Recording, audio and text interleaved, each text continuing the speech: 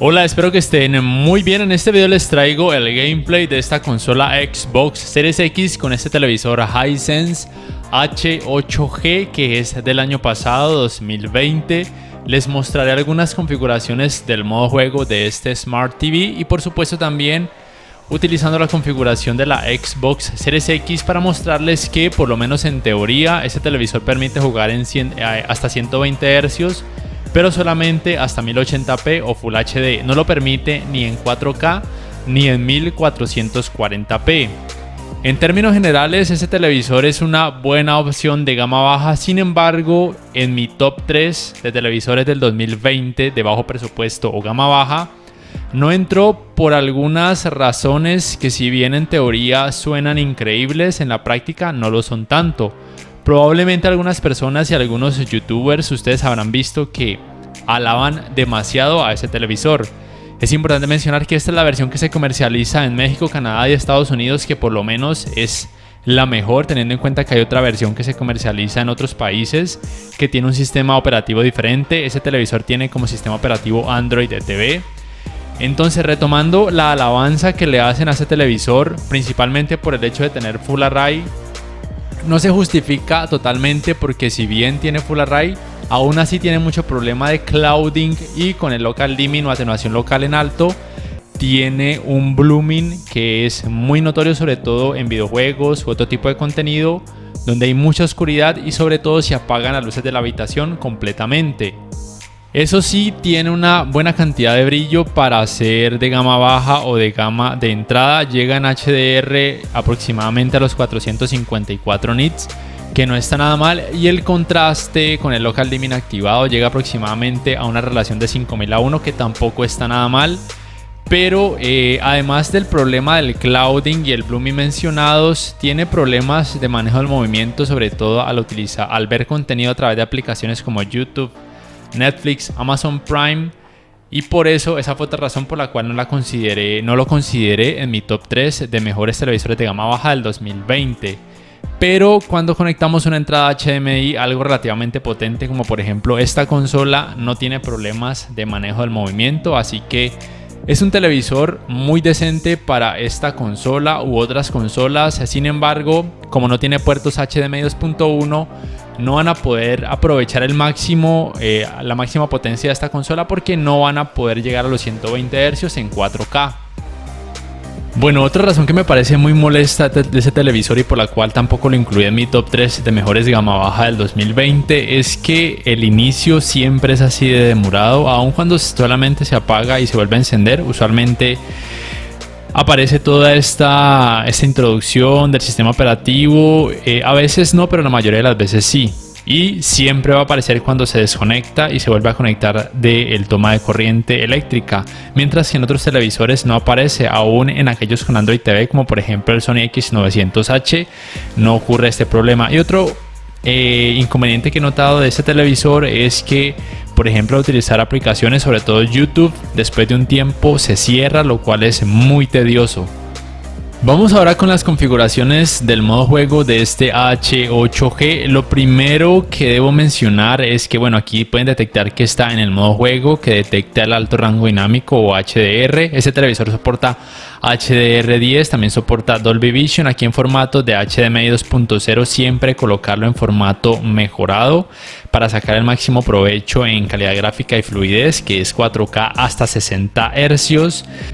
Ya entonces lo otro a tener en cuenta es acá en backlight, atenuación local o local dimming en apagado, genera mucho clouding. Recuerden que es muy notorio en contenido en escenas oscuras y cuando apagan las luces de la habitación totalmente. Y en alto, que es lo que recomiendo, mejora notablemente los colores negros, se reduce considerablemente el clouding, aunque aparece algo de blooming que puede llegar a ser un poco notorio o quizá demasiado notorio para algunas personas en algunas escenas. En cuanto al contraste, en 50, tal cual como viene de fábrica, me parece que está bien. Pueden intentar si quieren incrementarlo. No noto una gran mejoría al incrementar el contraste de 50 a 100. Así que entre 50 y 60 me parece que es un buen valor para esta especificación técnica, teniendo en cuenta que es muy importante para una buena experiencia de HDR o alto rango dinámico. En cuanto al brillo, hasta 55 me parece que es suficiente. 50 está más que bien, porque cuando ya incrementan a más de 60 pasa esto, la imagen se ve excesivamente clara, ya prácticamente se ve muy opaca. Por ende yo no recomiendo incrementar este valor más allá de 55, pero ya se los dejo a su criterio personal. Me parece que en 50 está más que bien. En cuanto al tono, ya puedes aumentarlo a G1, G2 o G+, se va a notar muy verdoso, y disminuirlo a R1, R2, R más número, se va a notar muy rojiza la imagen. Y el tinte es para aumentar el grado o la intensidad de color. Me parece que en 50 o hasta 55 o quizás hasta 60 está más que bien. Ya incrementar más allá estos valores, los colores se van a ver increíblemente saturados, pero bueno, ya es cuestión de gustos. Si a ustedes les gusta, lo pueden intentar. La nitidez está muy bien en 0. Ya en configuración avanzada, en cuanto a temperatura de color, recuerden que en alto es como el cool o cold de otros televisores, se va a ver muy azulado, y en bajo o medio bajo se va a ver muy cálido o muy amarillento. Por ende en medio me parece que está muy bien. Y claridad del movimiento, al encender lo que es el LED Clear Motion, la imagen se ve muy oscura, no se nota el efecto flicker, que es muy molesto, pero sí se oscurece demasiado la imagen. Por ende me parece que está muy bien dejarlo en apagado. Y el contraste activo, pueden intentar dejarlo en alto o en medio, pero a mí me parece que en apagado hace un trabajo muy bueno, porque en alto quizá de pronto se exagera un poco más la claridad. Entonces ya se los dejo a su gusto, pero me parece que en apagado está más que suficiente. Y el resto de parámetros tal cual no se deberían modificar. Vamos ahora hacia el menú de la Xbox para poder activar los 120 Hz hasta 1080p. Como pueden notar, aquí no me permite, solamente me permite cambiar la resolución, más no me permite la tasa de frecuencia. Entonces vamos a general, fidelidad y sobrebarrido de video. Lo colocamos en HDMI, le damos clic, entonces nos vamos de nuevo atrás y entonces ven que ya podemos modificar la resolución. Sin embargo, como ya les había mencionado en el principio, al colocarlo en 1440p de resolución y querer cambiar la tasa de frecuencia o tasa de actualización hasta 120 Hz, no me lo permite. Me dice que este televisor no es compatible en 1440p hasta 120 Hz. Entonces lo que hago es cambiar la resolución a 1080p o Full HD, la mantengo y luego cambio la tasa de actualización o tasa de frecuencia hasta 120 Hz, y sí me lo permite, como pueden estar observando. Pero tengan en cuenta que en cuanto a calidad gráfica, algunas opciones no son posibles. Por ejemplo, ni el HDR ni el Dolby Vision se pueden activar. Entonces aquí se sacrificaría calidad gráfica por el hecho de mejorar la fluidez. Así entonces se vería jugar a 1080p o Full HD en 120 Hz. Aquí en la esquina superior izquierda pueden ver la resolución y la tasa de refresco que me muestra el televisor.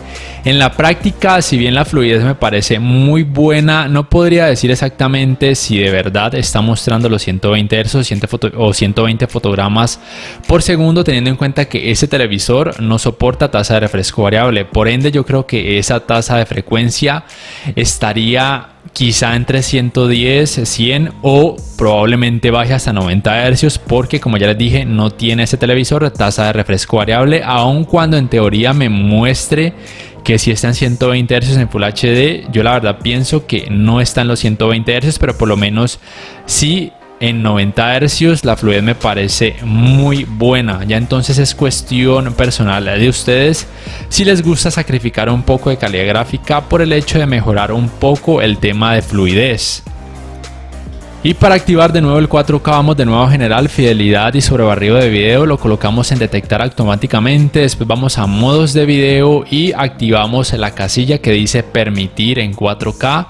Nos pregunta que si queremos mantener la configuración, le damos que sí, y luego por supuesto activamos el resto de casillas, permitir el HDR. Este televisor permite HDR10, HDR10 Plus y también Dolby Vision. Lo único que no permite, así muy importante, es la tasa de frecuencia variable o variable refresh rate. Tampoco soporta ni FreeSync ni G-Sync, sí soporta modo automático de baja latencia. Entonces activamos todas estas casillas, que es lo recomendado para aquellos que prefieran, como yo, el tema de la calidad gráfica por encima del tema de la fluidez. Nos vamos atrás, cambiamos la resolución, que es 4K, y listo. Le damos en mantener esta configuración y retornamos de nuevo. Bueno, aquí las palomitas todas activadas, excepto por supuesto las de 4K 120 Hz, ni tampoco la de 4K a 120 fotogramas por segundo, porque este televisor no soporta puertos HDMI 2.1. Así entonces se vería ya en 4K con el HDR activado y la fluidez de hasta 60 Hz, en este caso HDR 10. Y bueno, aquí les muestro de nuevo modo de imagen, HDR, modo juego, que es el modo que permite el menor tiempo de input lag.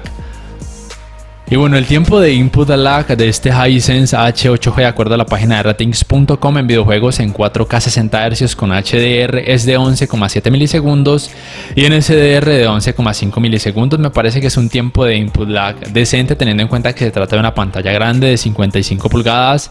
Sin embargo, si son gamers excesivamente exigentes, que sus cerebros pueden notar la diferencia de entre un input lag de 1 milisegundos y uno de 11 milisegundos, probablemente entonces si quieren hacerse de un monitor gamer especializado en este aspecto. Recuerden que este televisor no soporta ni tasa de refresco variable, ni FreeSync, ni G-Sync, pero sí soporta modo automático de baja latencia. Voy entonces a dejarlos con este gameplay para que lo puedan disfrutar.